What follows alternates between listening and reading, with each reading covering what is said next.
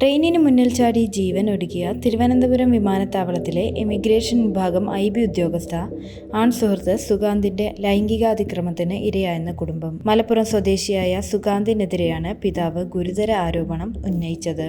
ലൈംഗിക അതിക്രമം നേരിട്ടതിന്റെ അടക്കം തെളിവുകൾ കുടുംബം പോലീസിന് കൈമാറി.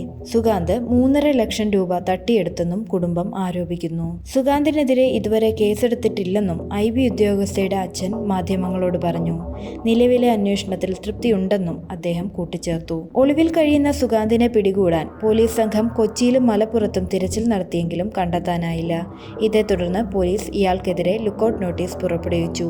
മാർച്ച് 24 രാവിലെ 10 മണിക്കായിരുന്നു സംഭവം. തിരുവനന്തപുരം പേട്ട റെയിൽവേ മേൽപ്പാലത്തിന് സമീപത്തെ ട്രാക്കിലാണ് മൃതദേഹം കണ്ടത്. നൈറ്റ് ഡ്യൂട്ടി കഴിഞ്ഞെത്തിയ യുവതി യൂണിഫോമിൽ നേരെ ഇവിടെ എത്തി എന്നതാണ് നിഗമനം. യുവതി ട്രെയിനിന് മുന്നിലേക്ക് ചാടുന്നത് ലോക്കോ പൈലറ്റ് കണ്ടതായി പേട്ടയിലെ സ്റ്റേഷൻ മാസ്റ്റർ പോലീസിനെ അറിയിക്കുകയായിരുന്നു.